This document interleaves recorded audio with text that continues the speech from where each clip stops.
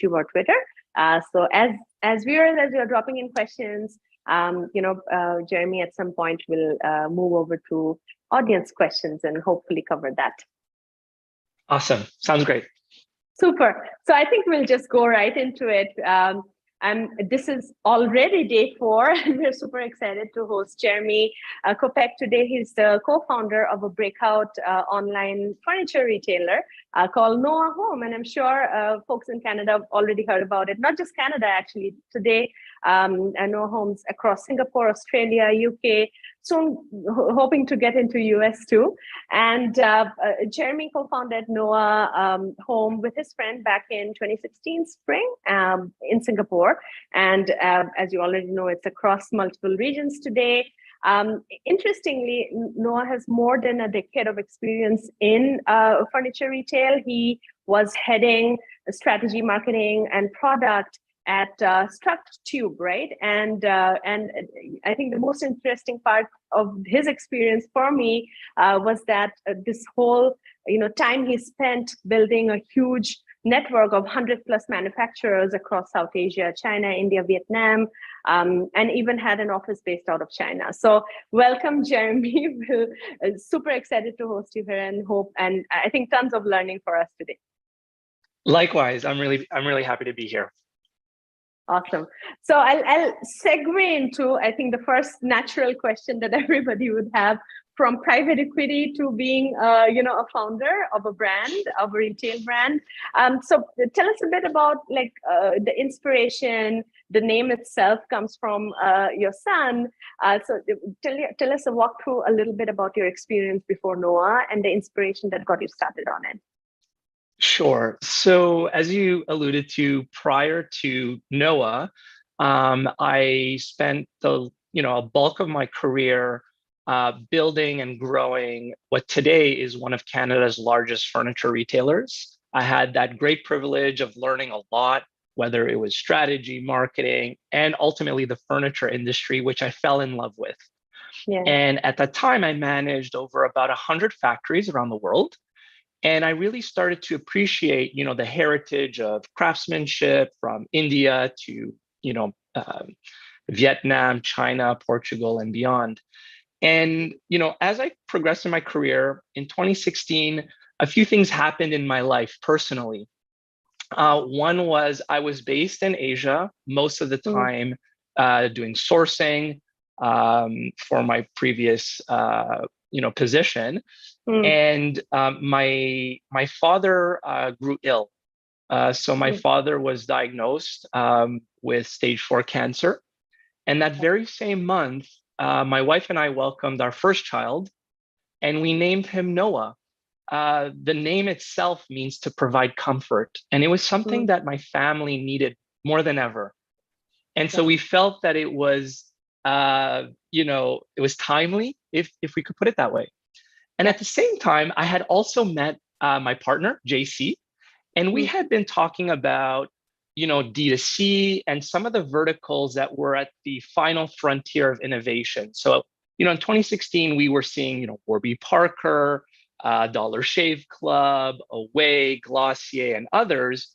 But one, in the furniture segment, there was still very little innovation. And two, especially so in Asia Pacific, where I was. So Asia Pacific was lagging North America. And so we saw a market opportunity to pursue in an industry that we love, in an area of the world that was opportunistic.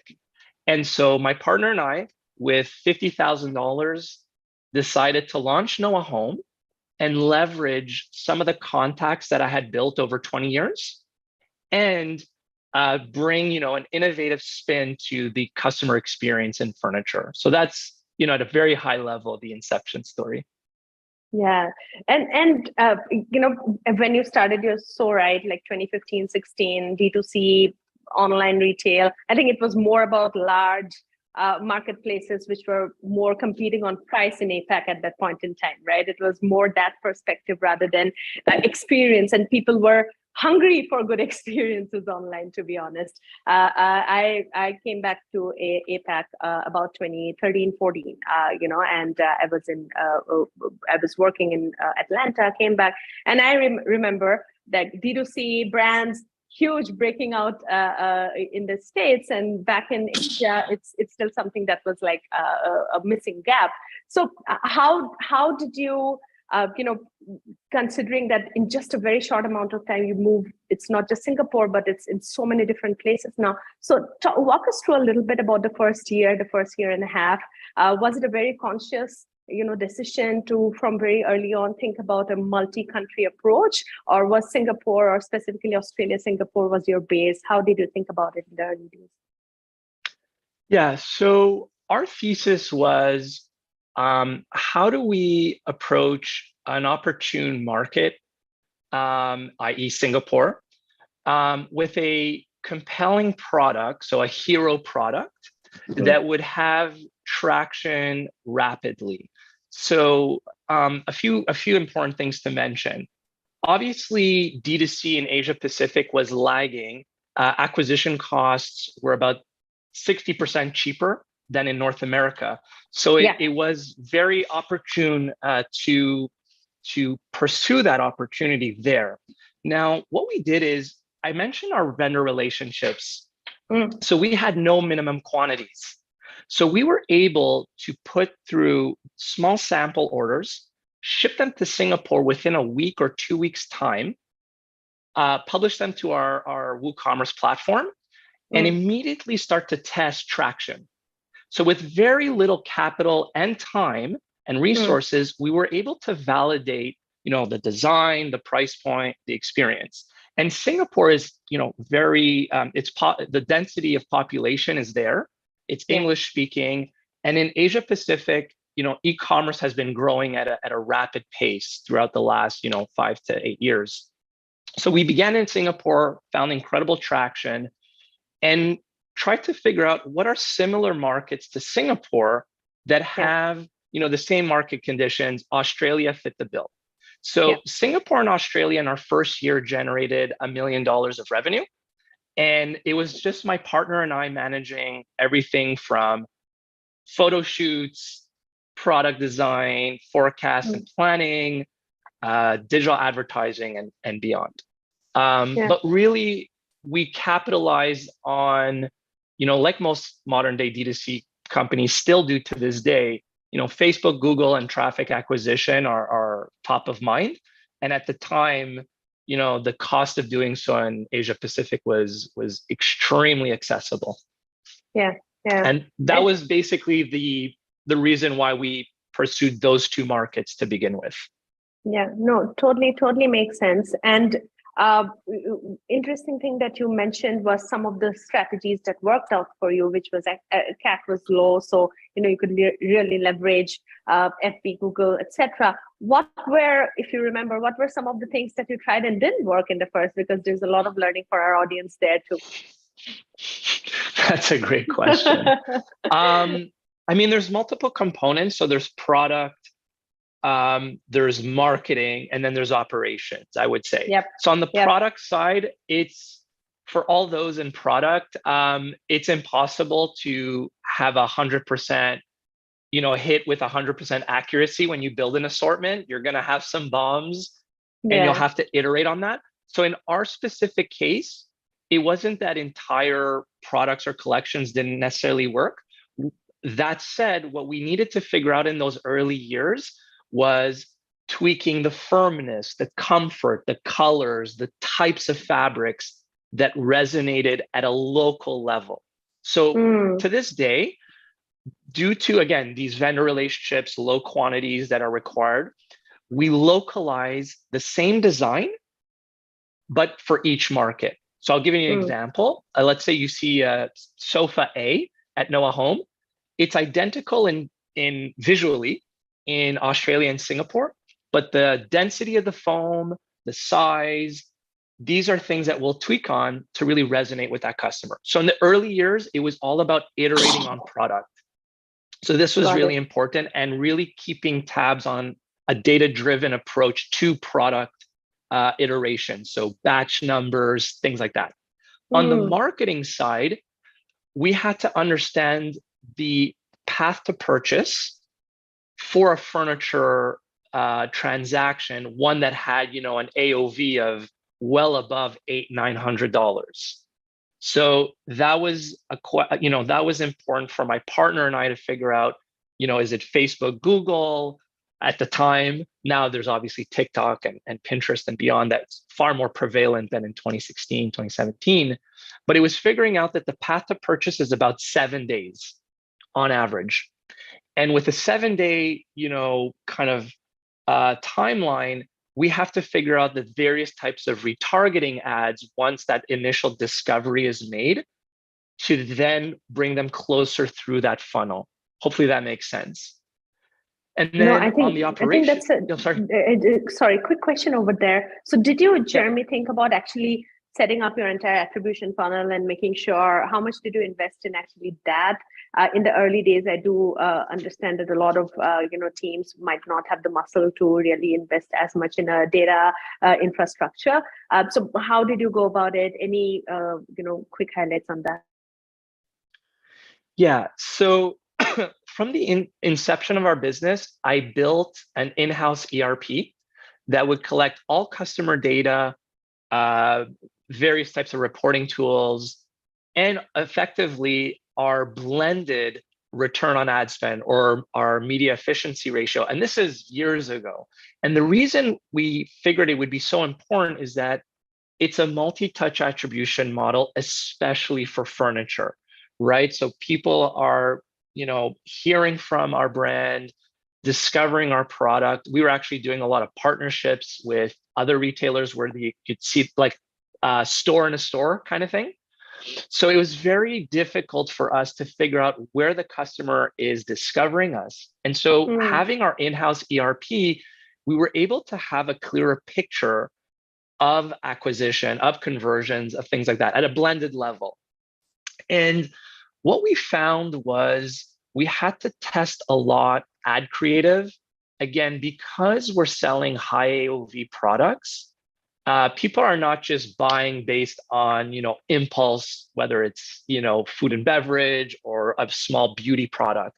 So education is really a big piece of our funnel, as well as like social proofing and legitimacy of product and so on. So integrating all of this content was really, really important to us. And from a very early stage, we actually started exploring pop-ups as well. So in real life kind of thing. Got it. And lastly, I just wanted to touch on the operational piece very quickly we can't unfortunately ship with FedEx, DHL, and parcel couriers because we handle very large, bulky products. We don't drop ship. So we've always been buying, containers of product, and these have to be manipulated with care, typically 2-man delivery, white glove 3PLs. And that's always been a very challenging piece to the business. So figuring out the type of partner we needed, the type of experience the customer wanted was important. Got it. Yeah. No, the three-pronged approach, right? It's not just about your product, but also how do you go to market, and then how do you serve the order that comes in, right? And the experience you give. So quick note for everyone who's listening in. So another incredible part of, when I started researching about you was it's not just the first million in the first year, but then the scale at which you've grown post. And even today, it's just a 5-member team.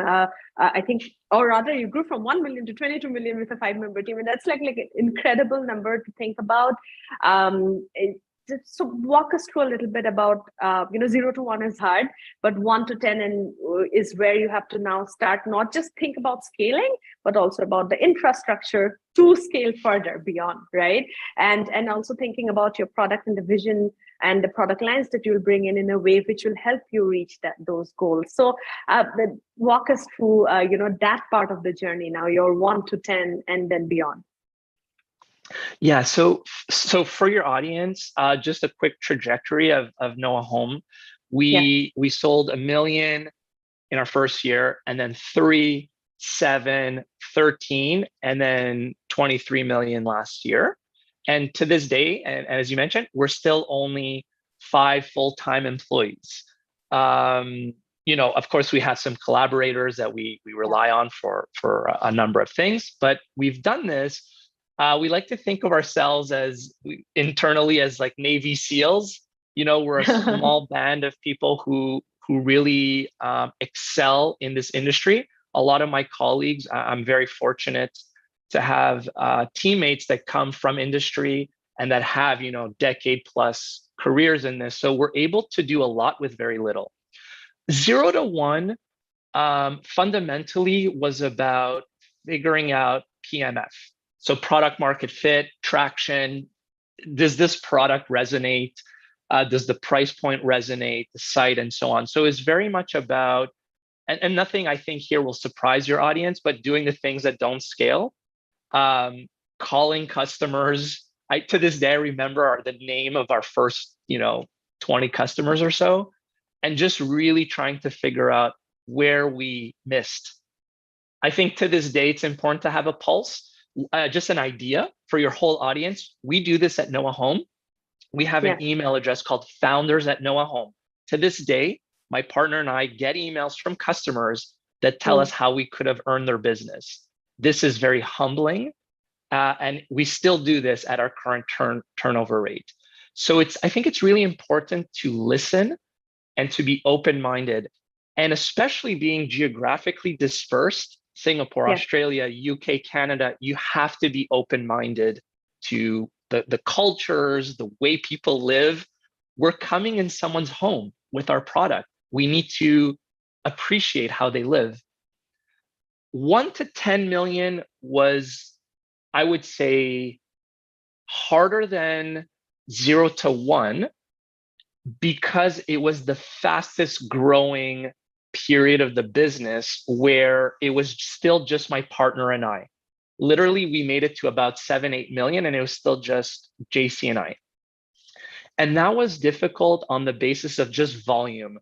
So volume of planning purchases, POs, volume of customer support tickets, which we were still doing, multiple sites to manage, content for advertising.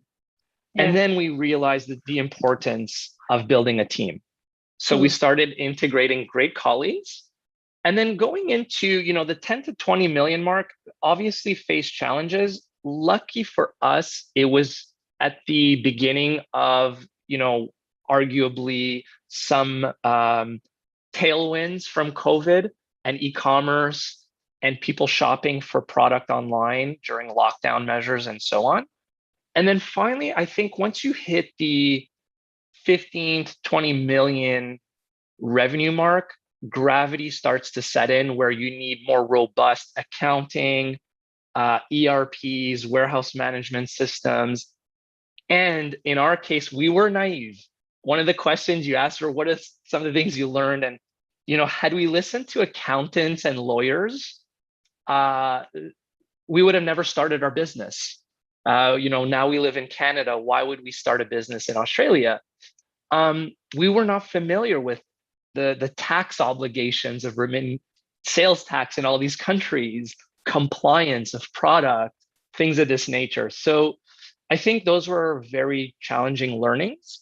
Nonetheless, I think it broadened our horizons to pursue all of these markets, and having this kind of diversification of market for your audience, I would suggest, is a superpower. When there's headwinds in markets, in the economy, in supply chain, having that optionality is very, very powerful. Yeah. Which leads me to think about, in any e-com business, I guess, but specifically in such products with high AOVs, like in home and furniture, returns, right? And you are handling kind of multi-region returns. And so I'm going to dive in a little bit into probably a few very tactical conversations, and we'll zoom out into strategic again.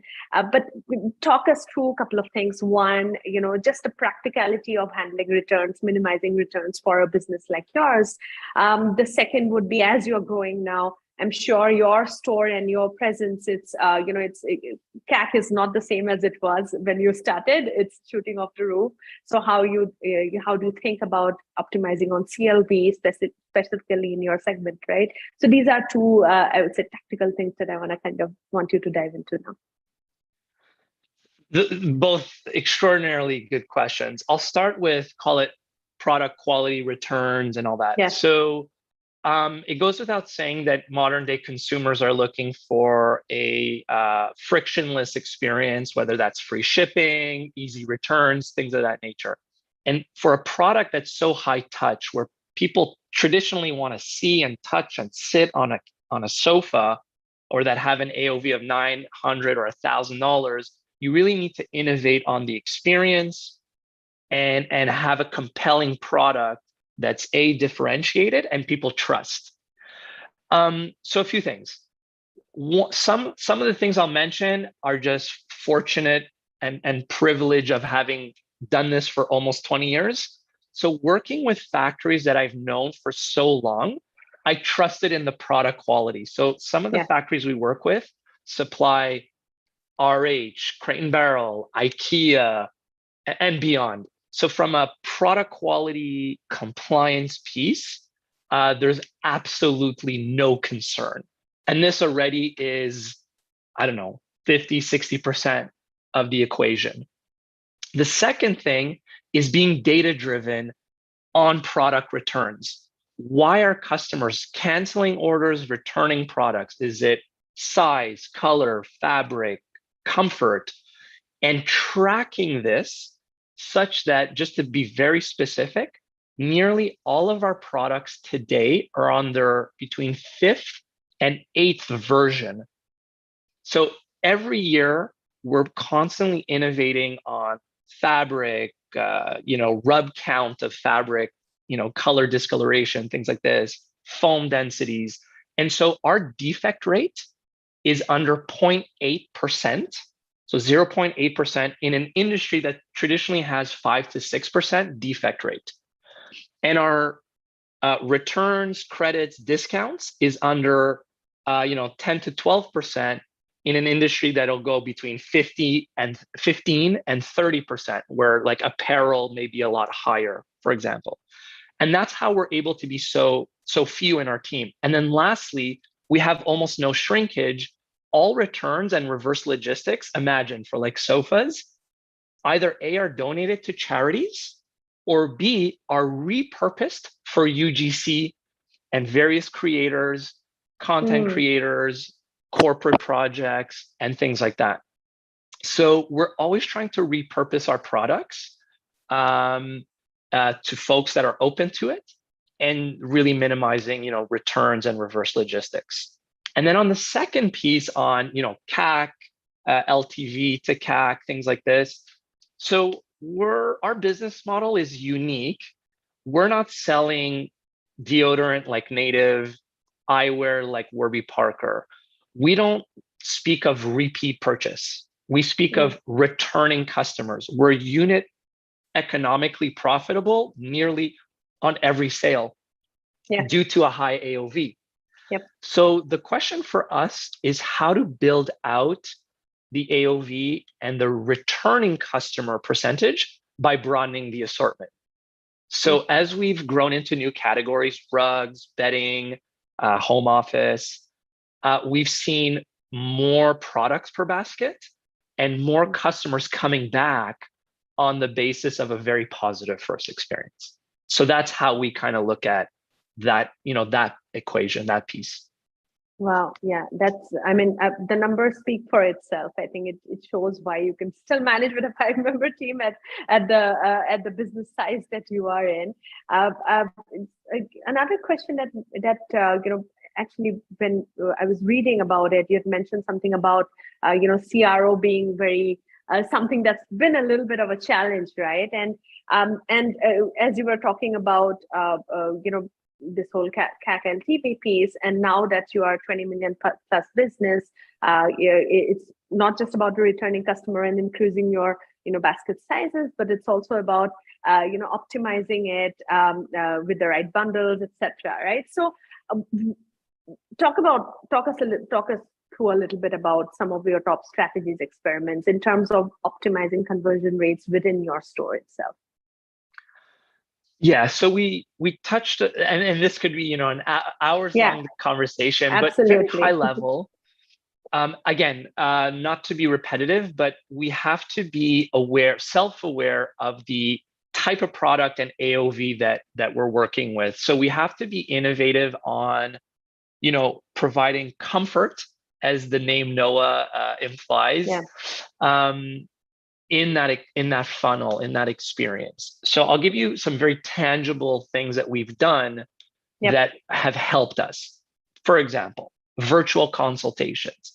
So in, booking a one-on-one conversation with a colleague of ours to, do a website walkthrough, a product walkthrough, whether digitally or in real life, showing a product, that reassures the customer and provides that legitimacy and so on.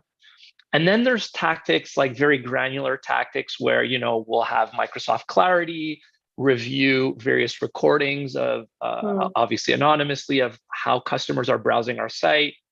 I think, the vast majority of our traffic is mobile driven from a first, discovery piece. So new users, effectively well above 85% of our first users are coming from mobile. So it's really about figuring out the mobile experience. And the tactics are everything from literally the design of the site, having compelling photography, playing with various features and functionalities, changing colors, CTAs, buttons, sizes, the cart, so on. And then there's the strategy piece, which is what's the return policy? How are we, explaining the delivery process to the customer and so on? Stock availability is such a huge pain point in our industry, right? Again, we're not shipping mascara or an iPhone case. Customers typically want to pre-order a sofa 3 to 4 months in anticipation of a renovation or a move. So we have a lot of complexities to work with from call it a product availability and reservation piece. So brief, CRO is top of mind more than ever, I think, for us as well as our peers, simply because there are headwinds macro level. And as an industry, we all have to figure out ways to be more productive, turn those abandoned carts into transactions, into leads when advertising costs are going up and when people are feeling the pinch. And other examples could be buy now, pay later, all of those kinds of various kinds of features to provide customers with a sense of comfort when buying a product, I think is important. And you mentioned one interesting piece about mobile, right? Have you seen, just a couple of follow-up questions on that. Have you seen more browse on mobile, but transactions completing on your store, on your web store? How's that behavior been like? Yeah, that's you hit it right on the nose. So effectively, most of the discovery will occur on mobile. Most of the transactions will occur on like desktop, laptop. And there's a number of hypotheses for this, but effectively, once a customer is looking to spend these levels of price point, they really want the full experience of the website on their laptop, on their desktop, to really look at the photography, to have a better view of the fabric, close-ups of the products, lifestyle. UGC has become really important to us. We've integrated a lot of UGC photography across our PDPs, across our product pages and beyond. People want to see sofas in a real home, not necessarily in a studio space or things like that. We don't do any 3D models at Noa Home. This is something we're allergic to, so to speak. So again, that legitimacy piece is important. Desktop is certainly where the conversion will take place across all markets. would you advise, teams who are maybe in the early stages of their home and furnishings business to actually think of website and store, or rather web store and M store in a slightly different way, and strategize, their conversion, or rather their funnel differently across both? I think, simply put, I think the approach towards designing for mobile should be a first priority in terms of design, feature, functionality, and that should dictate how desktop is designed. When it comes then to, the creative side, the advertising piece, I think that's a separate conversation where it's more about creativity, engaging content, capturing the audience within a couple seconds, things of that nature. And my partner is the right person to speak to that. But effectively, from the website point of view, I think that mobile first is important. And then, of course, omni-channel in our industry is something that we speak of a lot. For sure. Yeah. I love pop-ups, the real world pop-ups, as you mentioned, and just the feel that you get, and then you don't know at which point in time you'll actually end up purchasing, but that definitely helps you accelerate towards that decision making, right? We have a few audience questions, a couple audience questions already in, so I just want to make sure we cover that. Anyone else on the live stream, please drop in your questions. We are taking the questions now. So the first one: how do you focus on increasing repeat buyer cohorts, as there is very little scope of customer repurchasing frequently in this industry? That's from Rohan. Great question. So as I mentioned, typically in furniture, you won't speak of repeat in the sense you won't repeat the same sofa or the same bed frame or the same media unit. So very simply, the solution is broadening the assortment with complementary products to the core. So very simply, in our industry, the two weighted categories that compose nearly all retailers in our business is upholstery and mattress, bedroom. So if you hit on those two core categories, then you could build adjacent products, seasonal products, fashion forward products. So that could be throws, pillows, rugs, bedding, introducing colors, introducing gift, various types of gifts for promotional activities and so on.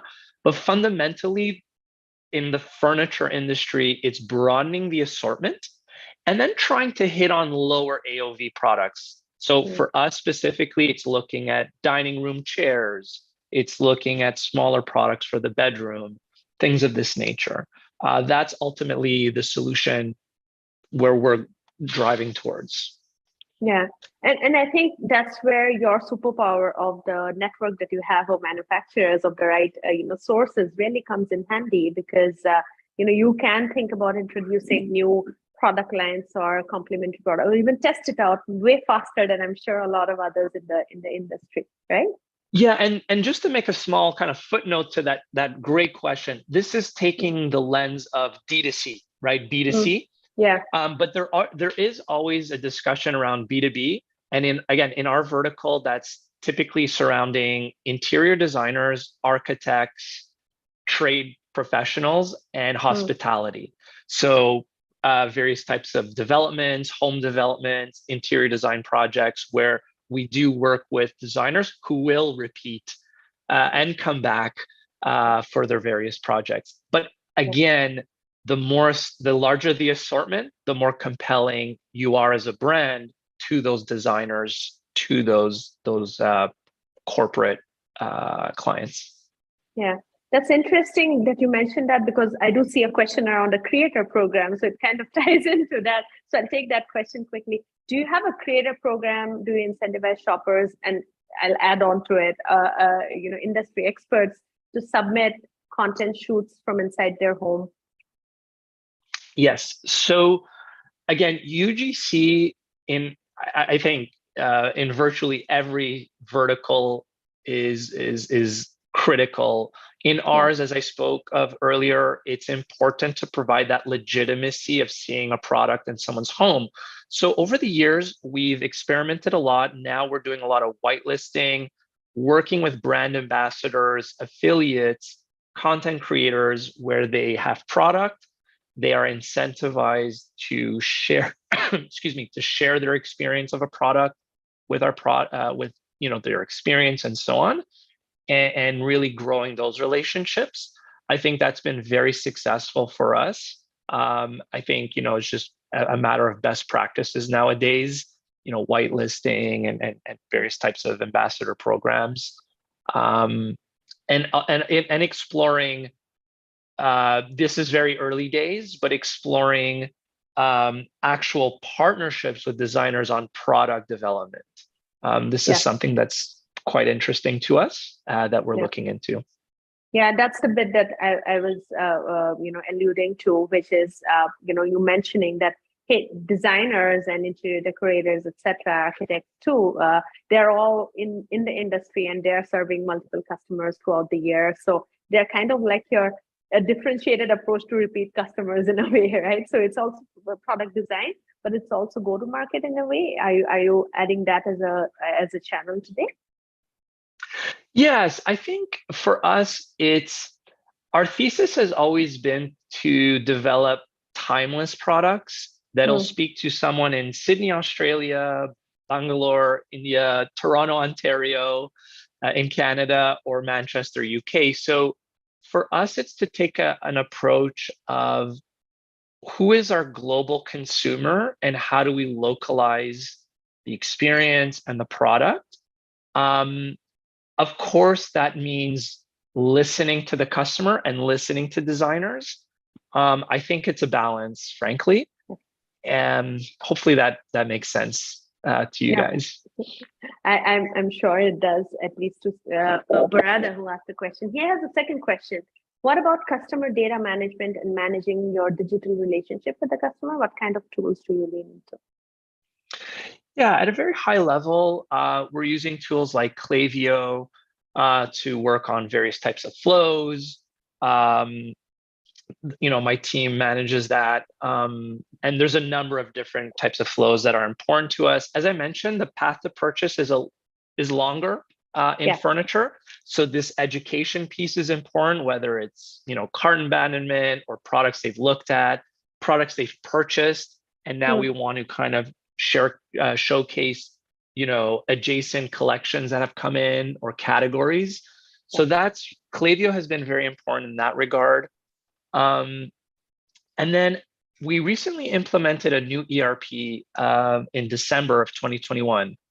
We effectively broke our legacy tool that I had built. And so this new ERP is far more robust and provides more insights to kind of dig into the data, frequency of purchase, the types of products they're purchasing. I could speak for hours of this, but it's one of the things we do. Yeah, I'm sorry, I think we've just paused recording for a minute, so I'll restart that and move on to the final question. I've already taken an additional 10 minutes of your time, but we just have one final question, Jeremy, and I definitely don't want to miss out on that. Aman has a question around the strategies for building trust. I think that is definitely a question for, I think, top of mind for a lot of early founders is how do I build trust, continue to build trust throughout my customer's journey? So fundamentally, it starts, I believe, with the team and the product. So what I mean is, hopefully, the customer, through the various touch points with our brand, feel that there's a team that actually loves what they're doing. They feel this in every, email, phone, chat, virtual consultation, and even engagement with myself or my partner. And then in the product, you will feel and touch the care that's gone into the design, the quality, and so on. Fundamentally, if you fail on that, when you're dependent on 3PLs and the last touch point that a customer will have, when you're dependent on just pure acquisition and so on, you'll leave a lot on the table if you failed at the product. So if you nail the product, which I think we've done a good job, there's always room for improvement, then we could focus on social proof. So that's things like, various types of PR activities, it's the UGC, it's reviews, and it's being present for customers that are looking at various touch points on YouTube and beyond to really have confidence in shopping. Again, the pop-ups in real life exposure adds a lot to that. Yeah. And I'm sure the founders at Noa Home email ID also is another big part of that trust building process for you. I think that's a great takeaway. We actually get emails where customers will say, oh, we actually didn't think there's like a real person that would actually answer this email. And it really is, it's us. And we're okay hearing the criticisms and the ideas. Like, oh, by the way, I just want to mention this. Some of our best products stemmed from founders at noahome.com. Like customers outright saying like, why don't you do this color? Or why don't you do this product? I mean, brilliant ideas coming from customers. So we've been very thankful for our customers to share those ideas with us. Yeah, I think adding on to the question about creator program and designer program, probably there's already a customer program in which you are crowdsourcing great product ideas and design ideas, right? That's right. Awesome. Thank you so much. This has been amazing. I've taken a lot more than we planned out in the beginning, but thank you so much for stretching and taking on the questions from the audience. How do people reach out to you if they have any questions or they just want you as a mentor and want to take your help? Yeah, how do they reach you? I mean, Twitter, LinkedIn, they could email me at jeremykopek@noahome.com. We're all in this together. It's so humbling to speak to other entrepreneurs, no matter the size of the business. It's hard, and it's hard to relate to the challenges of starting a business, taking a bet on someone. So I'm more than happy to support all of you in any way I can, because those who supported us, I'm forever grateful. So yeah. Any of those channels work. That's awesome. So everybody, you know where to reach Jeremy at. I was about to say Noah. Don't reach out to Noah. He's too young. At least reach Jeremy at it. All right. Thank you so much. And yeah, that's a wrap for today. And we'll hopefully bring you back another time for another conversation. Thanks, everyone. Thank you so much. Thank you, everyone. Thank you. Bye-bye. Bye-bye.